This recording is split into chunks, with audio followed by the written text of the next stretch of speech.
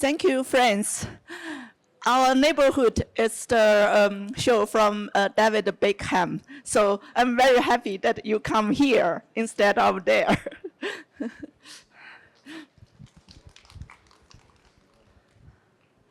Okay, our topic is how female scientists and engineers lead future tech. First, I want to do an introduction, like breaking the ice. So who are we? And first, I start from myself, and my name is Huiyan, and I'm in charge of the innovation and entrepreneurship in SHERO. So I'm a worker, a volunteer worker here. And in the meantime, I'm also the founder of Morningsun Technology. I started to learn programming 7 years old. That time, the Deng Xiaoping, he said, we should learn programming from childhood. So I was the one got caught. But I was very happy. I'm very happy because I really like it. And I did long time till now is nearly 40 years. So I could say I'm a programmer. And I did also work in German Leibniz Institute for the semantic search, etc. So part of me also, I have a bit scientist, so I'm very happy to share some opinions with you. And the next, I will introduce our guest is Peng, and she is the co-founder of Luxi technology. So welcome. Maybe you give us some background introduction. Sure. Thank you, Huiyan. My name is Peng Zhou. I was a co-founder and the CTO of the Luxi Tech. We are the Chinese first brain-inspired large language model company. So me, myself, I'm from Hunan province. It's a place with really nice food and entertainment. Very spicy also. Yeah, spicy food. So, and I went to Wuhan for the to pursue my bachelor degree to doing the artificial intelligence and automation. And then I went to California to pursue my PhD. My background's like brain-inspired computing for both chip design and also algorithms. And then I come back to have my own startup. That's basically it.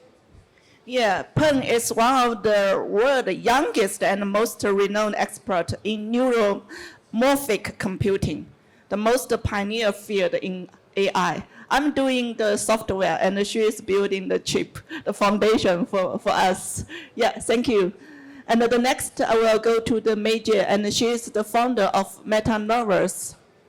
Hello everyone, I'm Meijie Wang. I'm the CEO of MetaNovas Biotech. We use AI and Biotech graph to empower cosmetics and personal care products and solutions.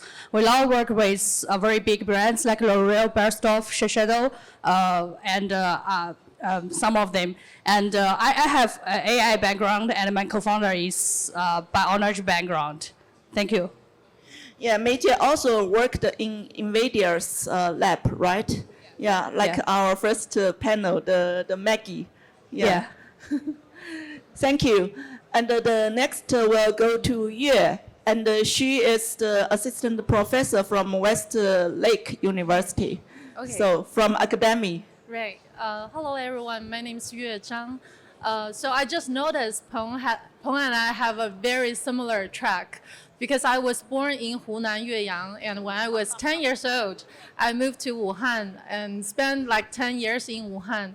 And after I graduated from Huazhong University of Science and Technology, and after that I go to UC San Diego to finish my PhD training, and then UCLA to finish my postdoc training.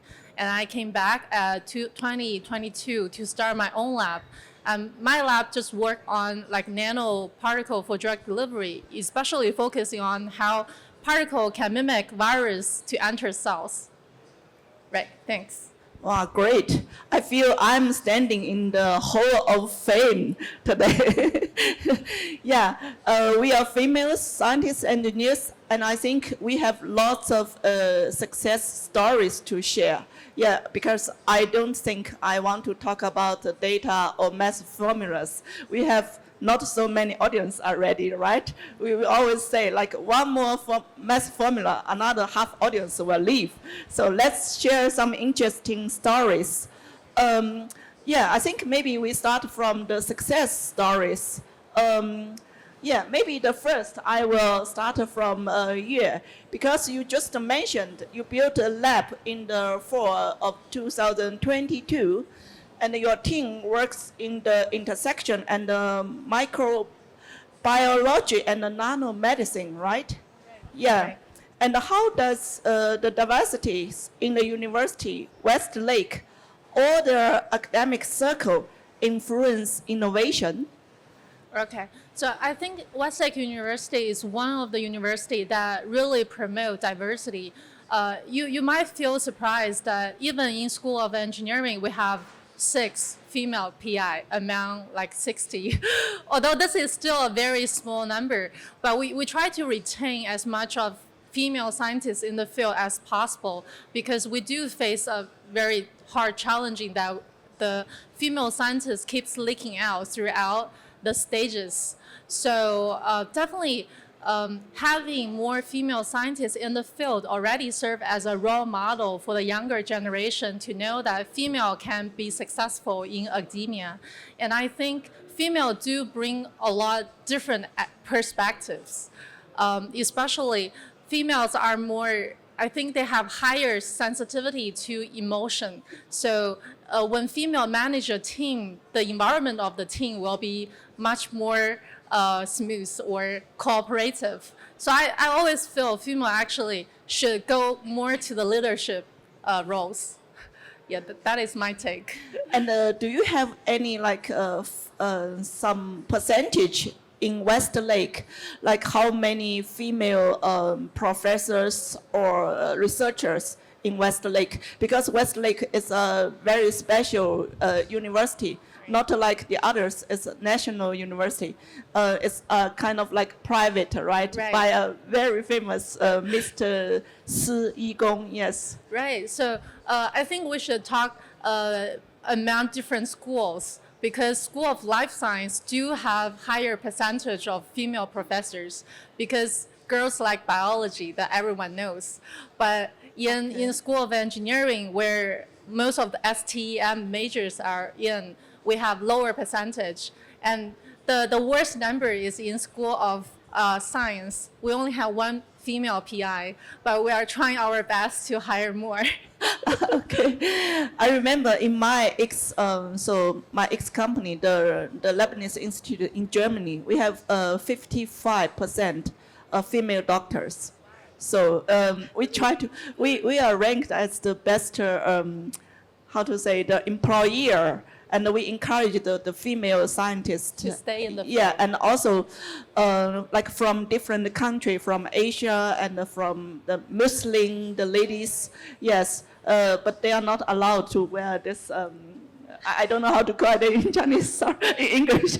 Yeah, but you know what I mean. But they are really very professional in the research, yes. And how about your lab? Do you have some female students? Right. You're very young. You look very young. But I do have female students, and actually my lab is quite balanced. Half of the members are male and half of females. And in the summer, we will have 2 more female students join the lab, and also 2 more research assistants, 1 male and 1 female. So I try to build a lab that's well balanced. So especially including more females, because I can see that they have great potential. They do good science, and they are very persistent. They know what they want, and you need to mentor them and tell them that this is your future path, and you can be success in the future. Yeah, actually, I felt the same. I did build the AI lab in VIP shop, right? And my colleagues, they always ask me, hey, hire more female colleagues. One is they are smart, another they also encourage us to work more efficient and productive. Yes, thank you very much. And the second, I would go to Peng, from academic to the tech solution. because I know that some of you have lots of glories, right? So, but you are the youngest recipient of the IEE Darlington Award, one of the highest academic award in circuit and system engineering, CAS. So, like in your invention, the new architecture empowers the AI models function 10 times faster, right? That's also like computing power consuming is much less and save 100 times of the financial cost than the mainstream GPT solutions. Everyone knows GPT is super good, but it's so expensive. And Peng did contribute a lot in this. So I would say, how do you think, what are the benefits, including the woman's perspective in tech solutions or not? So for your case, like how you achieved so much? Thank you. So first, I think for this question, I think include women, especially in the AI industry, is not it's not some opinion. It's something must from my perspective, because right now, like this AI, we all know, like for the GPT, right? We need tons of data, and then we need algorithm, and we need a chip, like NVIDIA chip, to train, right? If it's in every chain of this whole process, I think we all need to include women.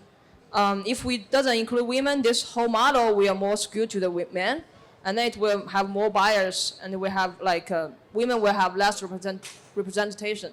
So for me, it's like women in the AI in every process is a must to me.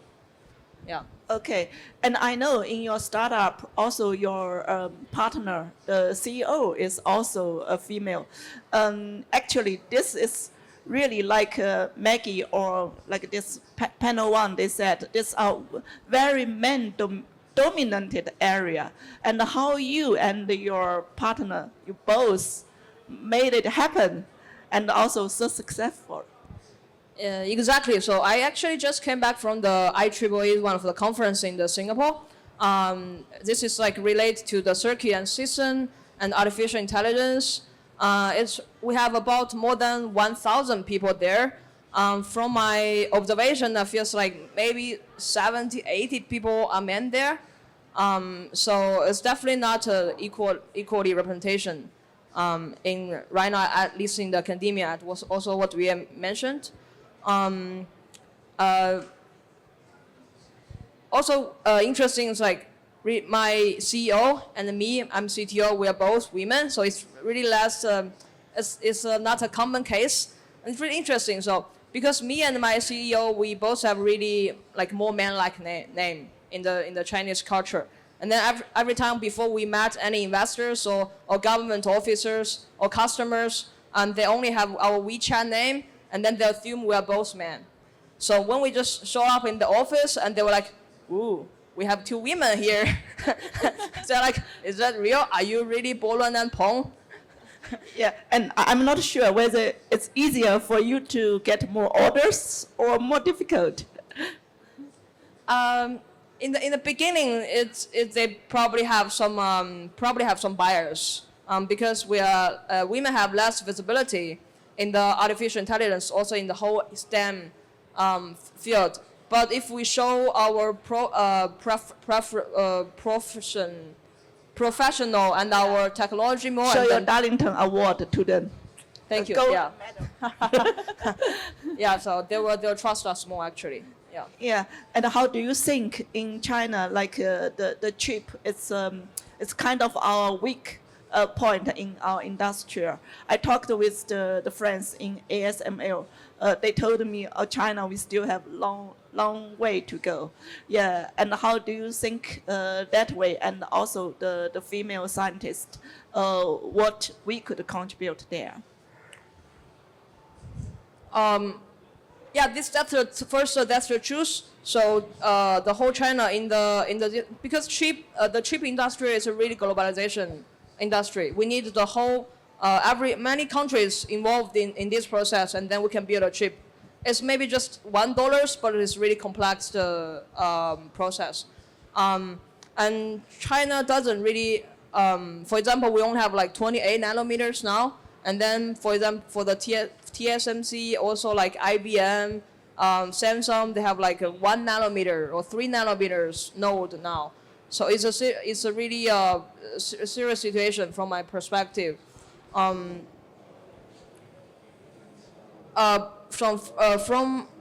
my point of view, we probably have some approach to overcome this. For example, my background is neuromorphic computing.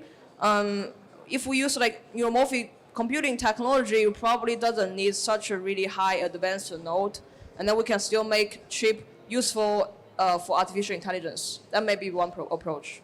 Yeah. So still, I feel like women for the AI and also for the whole STEM is a must for me in every chain of this process. So I encourage more and more women to enjoy this whole AI party, let's say. Yeah, welcome to join our Women AI Party Club. Exactly. Thank you very much. I think we talked from academy to tech solution, and the next question will go to Meijie. And you are the founder, right, of the MetaNovas. So how do you think the entrepreneurship? I noticed that in Stanford, you also worked in the team of the Feifei Li, right? Yeah. So, and from the scholar, from the academic circle and to the startup, and you also, your team did grow very fast.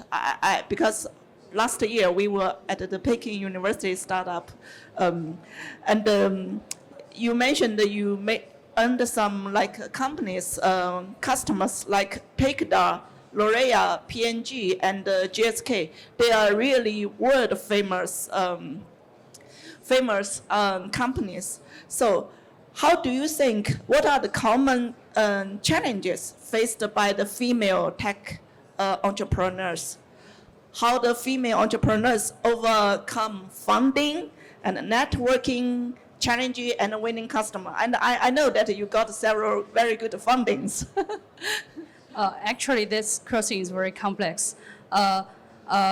So for founding the startup, I think, at first, I think I'm just brave because I'm AI background, but I don't have life biology background.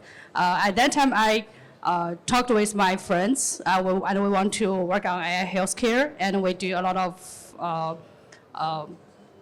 research and just got our focus. And actually, for the business part, it's also very exploration process. Because at first we work on more on AI drug discovery, but when we try to do some business explorations, we talk to some big pharmas in China, and we found that actually it's very hard for them to accept new technologies, and drug discovery is very difficult. And at the same time, we also talked with some consumer health companies like Tangcheng Beijie and some ingredients companies, and we found that actually our platform could also work on the ingredient mechanism understanding and consumer health product innovation. So we changed our focus and more on consumer health part, and then we just bring a big success. And so actually it's pretty easy to, I don't know why, but it's pretty easy to work with those big brands like L'Oreal, Beiersdorf. I think probably because we tackle the most important problems, and we could always find ways to connect with the open innovation department. And so in this way, I think our business grows fast. Yeah, like L'Oreal, you talk with their China or their headquarters in France? Both of them. Yeah, I know in my Germany, my home, close by, there is a L'Oreal factory. I know they're quite arrogant, actually. They're very picky to their vendors. You know, the typical French, right? The big nose and the eyes open. Yeah, and how... Yeah, you said for you just mentioned, I feel like a piece of cake. How did you make it? Yeah, I think at first we connected with the open innovation department, and they know all the problems their internal teams faces, and they try to find teams, startups from outside to help them solve problems. And we collect with them and try to understand their problems and solve the problems with our technology. And also, I think one more thing that is important that I always keep a very close connection with the marketing team. Because in some like consumer health brands, the marketing team is always closely connected to their R&D teams. Okay. And in this way, market oriented. When they say yes, I want it, and then they just pay. Yeah. Correct. Okay, that's very good. Good recipe. And I could imagine when you have good customers, then funding is not difficult. Also, right? That everything comes very, very nature. Yeah. Thank you. Thank you. Okay, we just talked lots of success stories. But I know after every successful story, maybe we have 10 failures, right? Lots of bloody lessons. Yeah, and I think for our audience here, today, let's be honest, we also share our failures. Failures is one thing, but more important is we tried and why it's unsuccessful. And we also learned the valuable lessons, right? So maybe I started from you. We talked lots of it's like gender bias or different kind of bias. Yeah, could be gender, could be like a religion. We are Chinese, and it's difficult in US or Europe, etc. So do you have any bad experience like bias, and how do you handle it? Like from family, from gender, from the like region, or what? I mean, of course. Like, I mean, life is a journey full of all of uncertainty. In that case, I think everyone will comes with success, up and downs, success and failures. For example, my family. I think many parents will have some expectations for their child. For boys, girls, they both have. Like, for example, my parents, when I first went to the US, so like, you sure you want to stay there for a whole PhD? Like, we really miss you. My mom's like try to video FaceTime with me every day, and then hope, especially in the COVID. Yeah, every day. My kids, they just switch off me. and especially during the COVID, it's a really bad situation in the US at that time. The whole campus is empty. I will always work on the campus and then sing some Chinese song loudly in that time. So do you feel lonely or actually I'm free? I think it's a fight of the whole humanity at that time. So I feel, I don't know why we suddenly met such a like COVID pandemic. So it's really full of uncertainty in the life. But I guess just you have to really keep trying. So at the first, my parents just doesn't really know like my field. I keep explaining to them what's the morphic computing, like we're doing brain-inspired technology and research, and then now I'm developing brain-inspired large language model, and that's much more faster and efficient than the normal transformer-based GPT. Okay, I try to imagine to pitch your parents or pitch VCs, which one is more difficult? I guess it's parents. Yeah, if you make your parents to support you, to make them understand why your solution is much faster than the GPT, I really think it's very challenging task. Yeah, I feel like to persuade my parents, try to give them the background of the whole AI and the whole GPT thing. It's a little bit harder than the investor, because the investor usually will have some background of we are in this fourth, let's call it the fourth industrial revolution, right? They will have some background. But my parents, like, they're not really directly related to the AI area, and then I need to give them the whole story.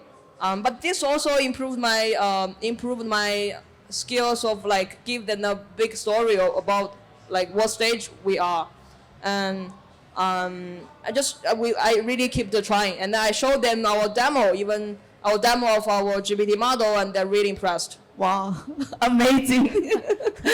Yeah, we say we are like the AI, like evangelists. We should tell our story. So to the different, to public, to VCs, to friends, customers, also to parents, to family members. Yeah, it's great. Yeah. Because Elon Musk once said like, he believes like real technology will just persuade people, right? We don't have to. He doesn't want to put much efforts in marketing. I'm sorry about that.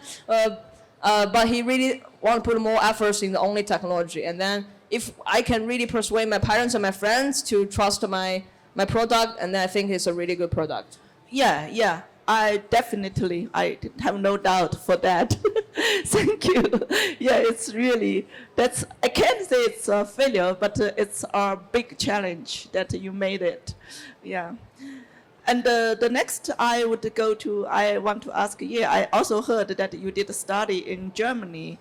And I'm curious why you didn't select to stay in Germany, in EU or US, and you back to China and join the university. So. Right. So the answer is pretty short. It's because I already get an offer, my PhD offer, before I go to Germany. So my mentor actually asked me if I want to stay, but I told him that I'm going already decide to go to UCSD to pursue my PhD degree. So, and the reason I came back is also pretty simple, because I was supported by Chinese Scholarship Council. So I have to come back. So everything is straightforward.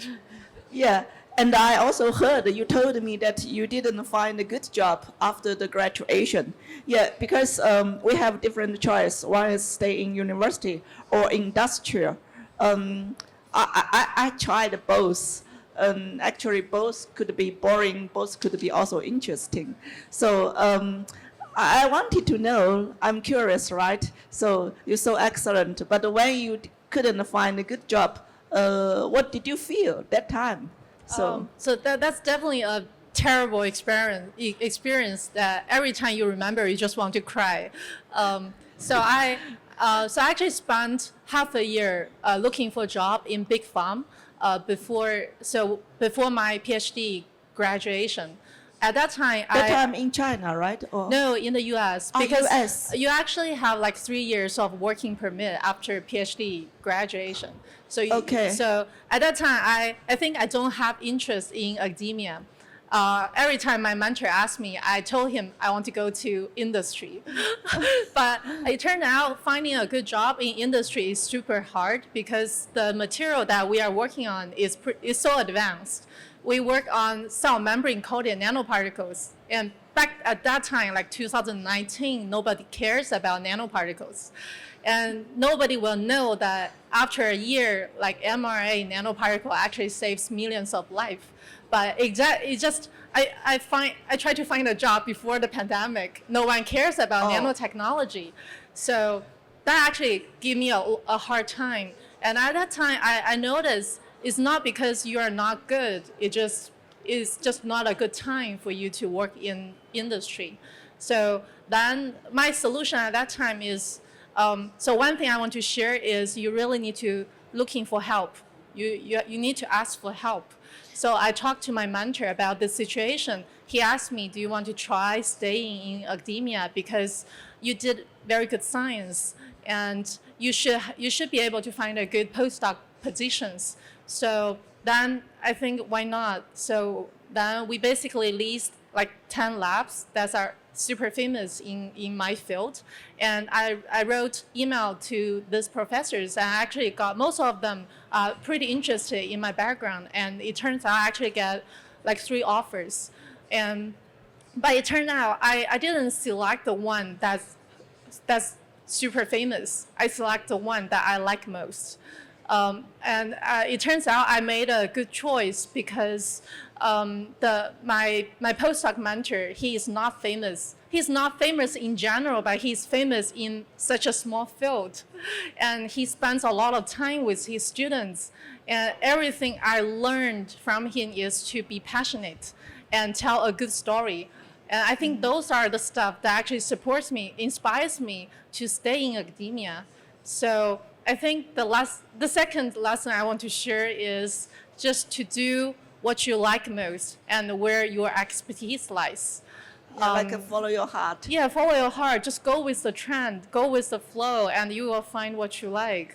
Yeah, and Right. I remember in pandemic, it's no matter like you try to go academic or industrial to find a job, it's all very difficult. Right. Some friends, they said, oh, Huiyan, I sent 100 or 500 so application letters. No response, right? Yeah, right.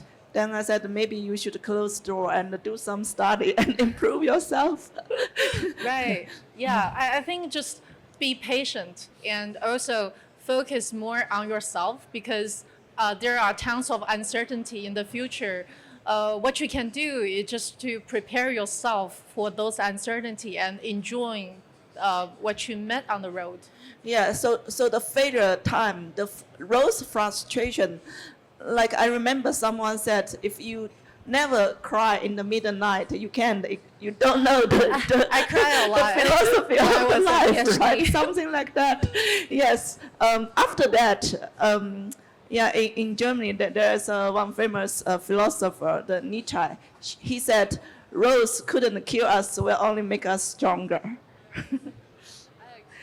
Yeah, thank you for your story. And yeah, I'm also very sure that your lab with your leading will grow stronger and stronger. Okay, Meijie, hi. I noticed that in your picture, and everyone, we only have so human beings. You are the only one with a cat on your shoulder. So, yeah, what's the cat's name? May. May. Ah, okay. Very cute. Is it female or male? Female. Yeah. Do you have maybe some experience, or do you have difficulty deal with human beings, and you prefer a cat or dogs? Actually, I think I like cats better. I don't have problems collecting with people, but I think it's easier for me to have emotional connection with cats. Or maybe I should ask you, how do you balance your busy startup with your family? I know to stroke the cats, it's a very relaxed experience, right? Yeah.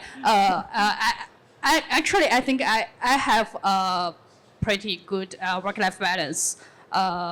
And during my work, I will focus on my work, and I will distribute some of the things to my colleagues, and I will arrange everything well. And on weekends, I will always find some time to connect with my friends and enjoy the leisure time. And I don't think I have any problems with work-life balance, actually. I had a very good friend, and she was the, how to say, she was the SVP of a top company, so the top 5 company, IT company in the world. And she had a very successful career, and she was also in charge of Asia Pacific.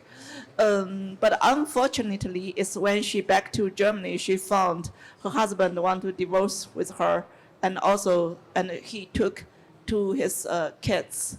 So, and I felt, not only me, all our friends felt so sorry for her, like such a professional lady. And she put lots of time for the nonprofit. She worked as volunteer for the Chinese school. We consider that's not what's worthy. And the lessons from there I could see is, so no matter where you go, bring your husband, bring your kids. I know, yeah, you did. Yeah, you did to bring your husband here. So one is to balance the life with family. Another is balance your own life, the career and your health, right? Especially the pandemic time. So lots of people, they realized health is so important. Yeah, so, but I'm pretty sure here, all three of us, you all have very successful career or startups. You know how it works. Yeah. So slowly we are also going to the ending part. So here are our female, so our SHERO female scientists and engineers. I'm not sure, yeah, so maybe you have some words for them. The first I would say like to Ye, and maybe from the policy, like university, the policy level, there are something can support the female scientists or engineers. Right. So I think the environment still helps female scientists to stay in the field. And we try to support female scientists at all levels. We have special fellowship scholarship for female postdoc. And every year we release the call for the application, and then we just select like 3 candidates who are very representative in terms of their advancement in research. And the support can be very good, and it's like 2 years, 3 years continuous support. And we also have support for research professor in the assistant level. So, and we also organize workshop for female scientists. Like every time when we have visiting female scientists, like from the US, we will organize a workshop to let that female scientists meet our own students and also professors to talk about all the confusions they have in their career development. So I think the supporting environment is there in Westlake University. And we will hope by doing this, we can retain more female scientists in this field. Right. Okay, thank you very much. You also mentioned the policy is, not only the policy is important, also the networking and the collaboration. And how do you think, so Meijie, do you have some words like for this networking, collaboration, and with cats, without cats, with friends, and with SHERO's friends together? So. I'm often invited to some events. Some are female events, some are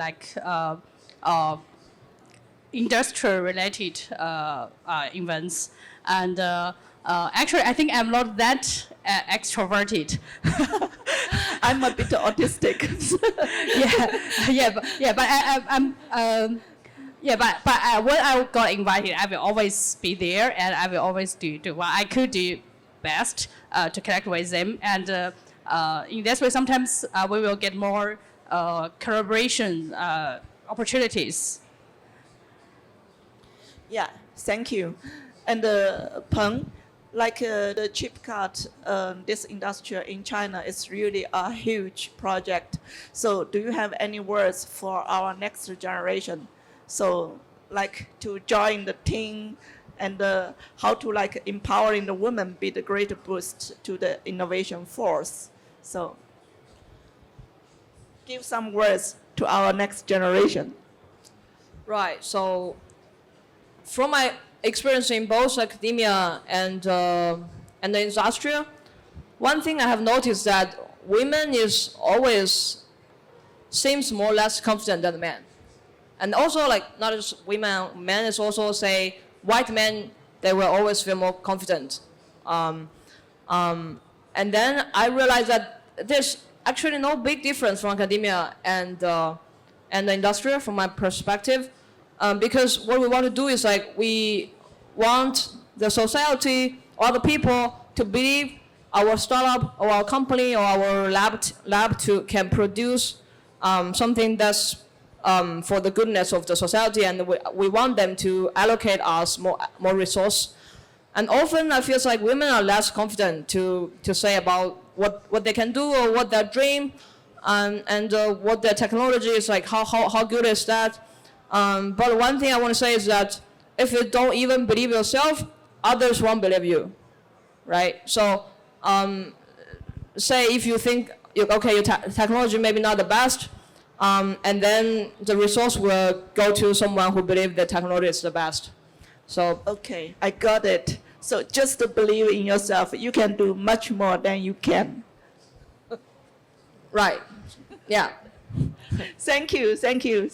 Yeah, thank you very much. So my esteemed panelists, yeah, for your enlightening contribution and our discussion on women leading tech innovations. And also lots of appreciation to all the attendees for your active engagement and support to this important conversation. So let's continue the championing diversity and inclusion in tech, inspired by today's insightful exchange. Thank you very much. Thank you. Thank you.